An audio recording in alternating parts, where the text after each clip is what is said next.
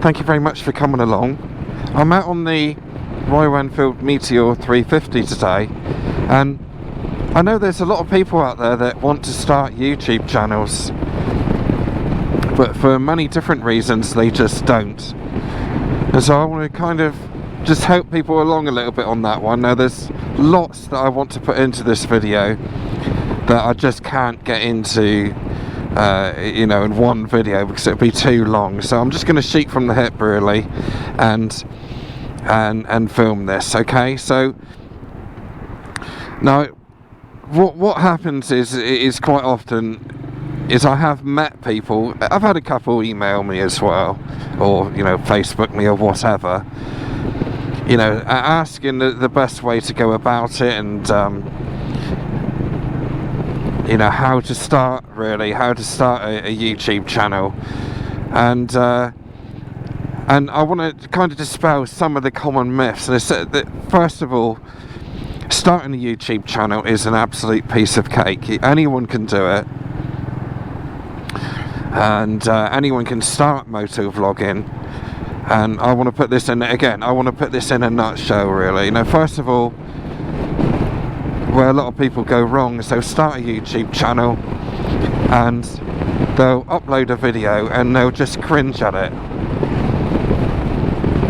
on their first video, which is no good. We all have to start somewhere. That is the first point I want to make. We all have to, you know, you only become an expert by making every cock up in the book. Alright, that's the important thing to remember there. So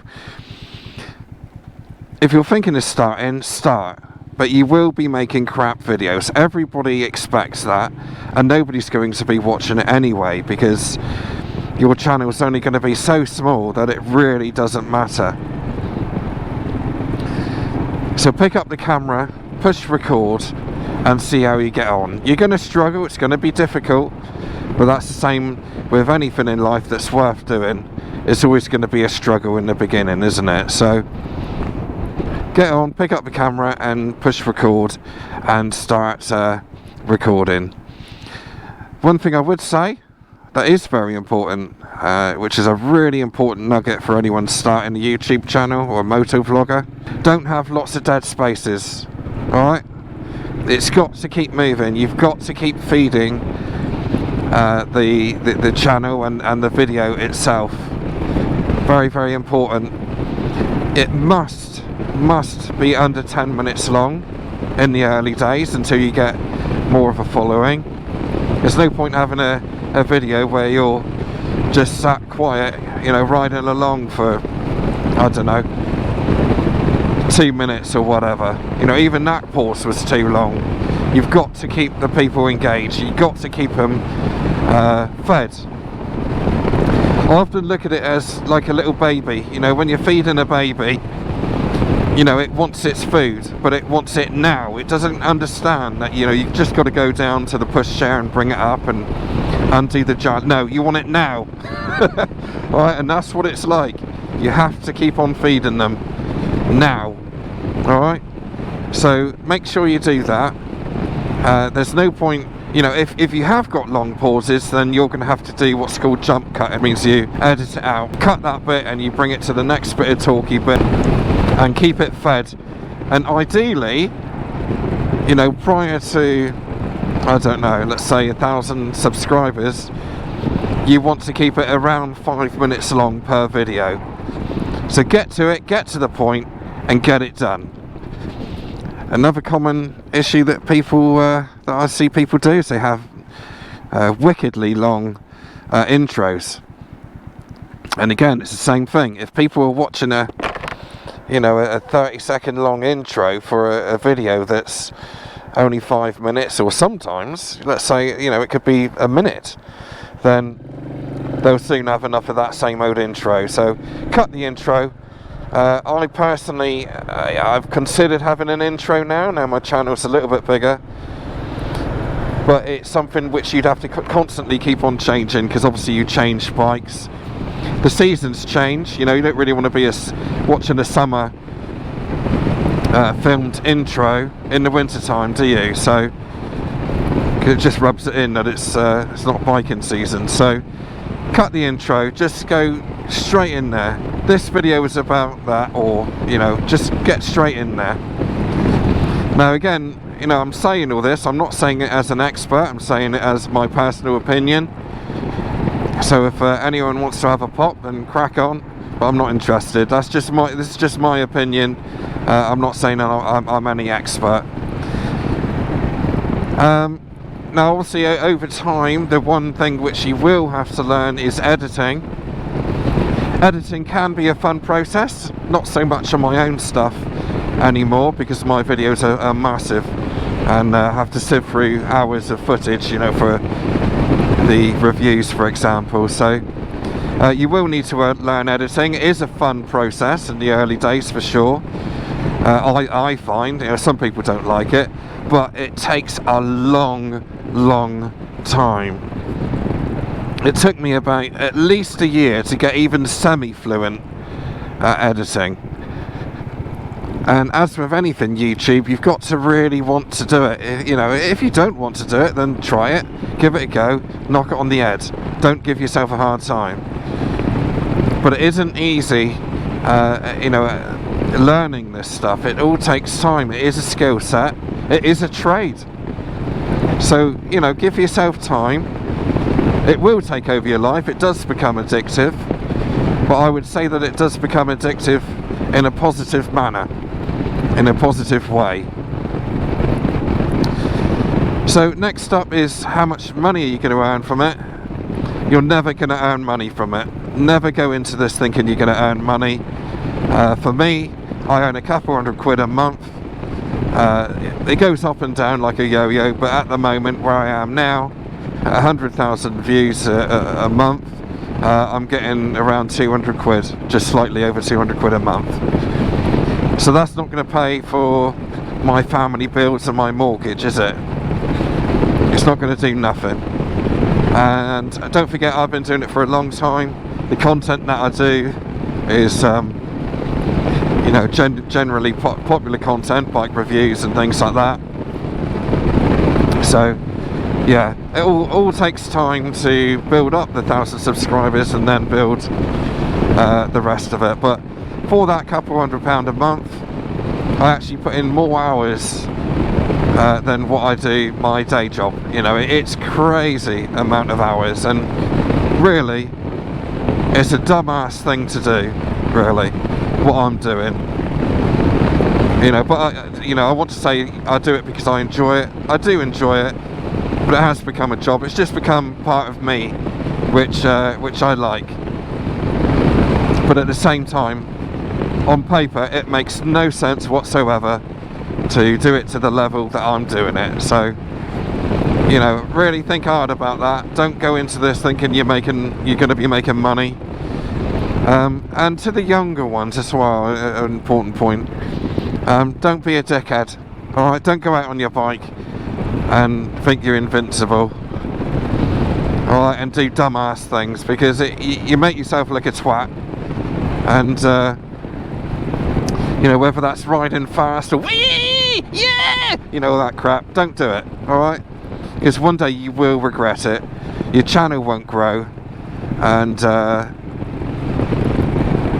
you know, your market is very, very limited. So, you know, I'm not saying you have to be sensible, but you know where the line in the sand is. Don't be an idiot, and don't risk yourself either, because it's dangerous enough as it is, without having the extra brain power needed to film your ride and everything else that you're doing with it. So, you know, content is king, and there's never a truer word said than that. It's that's very, very true. You've got to have a good storyline, or you know, a good reason to film. Maybe you're solving a problem, but overall, like I say, keep it short, keep it sweet, get to the point, get out. That's important. What else do I want to say? This is the bit where I'm going to have to cut now, because I've forgotten where I was.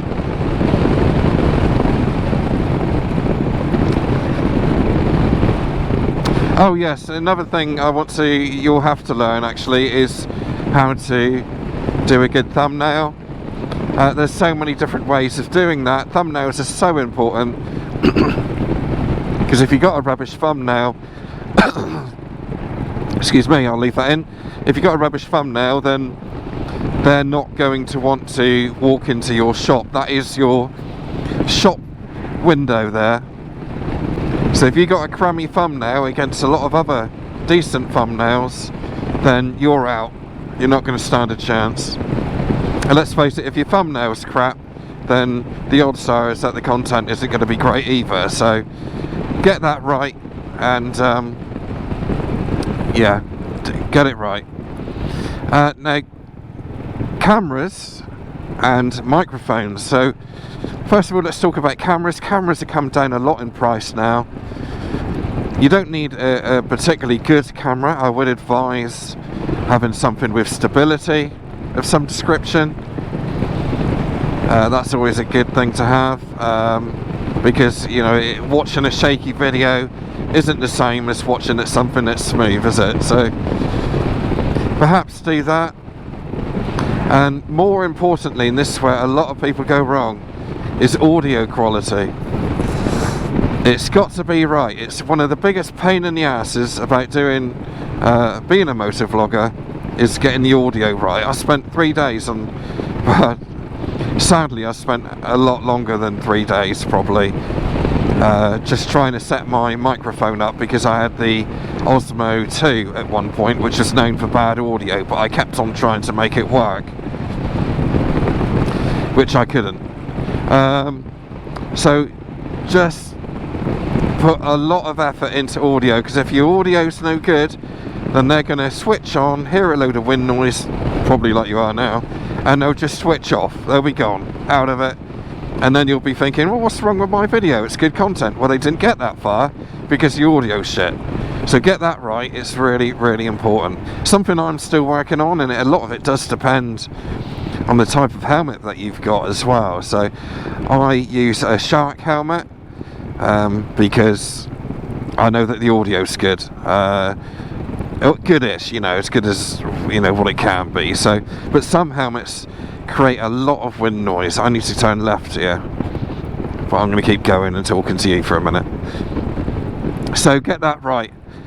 Over time, you will, this is one of the wonderful things about YouTube, is that you will attract new friends, and that can be friends as subscribers, or friends as collabs, or other YouTubers.